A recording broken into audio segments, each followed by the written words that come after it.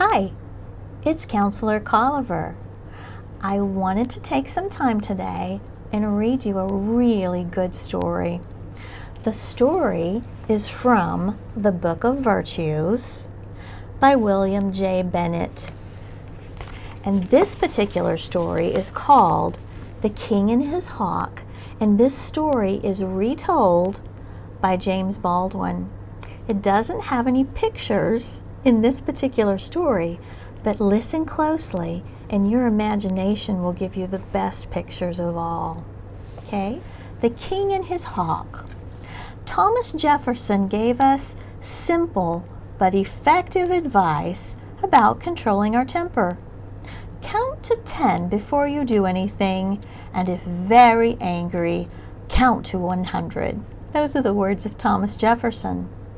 Genghis Khan, who lived 1162 to 1227 AD, whose Mongol Empire stretched from Eastern Europe to the Sea of Japan, could have used Jefferson's words and his remedy in this tale. This is how the story goes. Genghis Khan was a great king and warrior. He led his army into China and Persia, and he conquered many lands.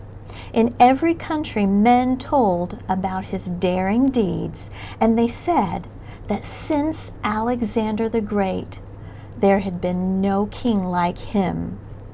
One morning when he was home from the wars, he rode out into the woods to have a day's sport. Many of his friends were with him. They rode out happily, carrying their bows and arrows, and behind them came the servants with the hounds. It was a merry hunting party, and the woods sang with all of their shouts. They expected to carry much game home in the evening. On the king's wrist sat his favorite hawk, for in those days hawks were trained to hunt. At a word from their masters, they would fly high into the air and look around for prey, and if they chanced to see a deer or rabbit, they would swoop down on it swift as any arrow.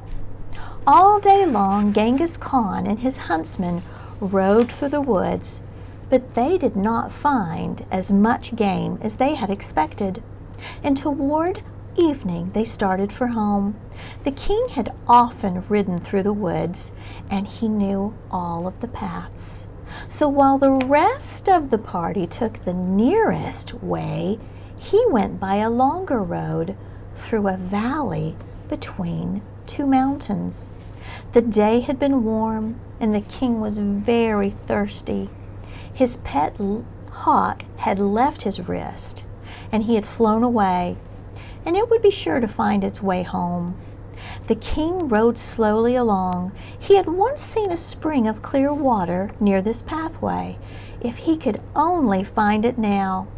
But the hot days of summer had dried up all the mountain brooks. At last, to his joy, he found some water trickling down over the edge of a very high rock. He knew that there was a spring further up. In the wet season, a swift stream of water always poured down from here, but now the water came down off this high rock, one drop at a time. The king leapt from his horse, and he took his little silver cup, and he held it up underneath the rock to catch the water as it dropped, one drop at a time. It took a long time to fill the cup, and the king was so thirsty that he could hardly wait. At last, it was nearly full. He put the cup to his lips and was about to drink. All at once, there was a whirring sound in the air, and the cup was knocked from his hands. The water was spilled all over the ground. The king looked up to see who had done such a thing. It was his pet hawk. The hawk flew back and forth several times and then alighted among the rocks by the spring. The king picked up the cup and held it to catch the trickling drops again. This time he didn't wait as long. When the cup was half full, he lifted it toward his mouth. But before it had touched his lips, the hawk swooped down again and knocked it from his hands. And now the king began to grow angry. He tried again, and for the third time the hawk kept him from drinking the water. The king was now very angry indeed. "How do you dare to act so?" he cried. "If you had been in my hands right now, I would have wrung your neck." Then he filled the cup again, but before he tried to drink, he drew his sword. "Now, Sir Hawk," he said, "this is the last time." He had hardly spoken a word before the hawk swooped down and knocked the cup from his hand.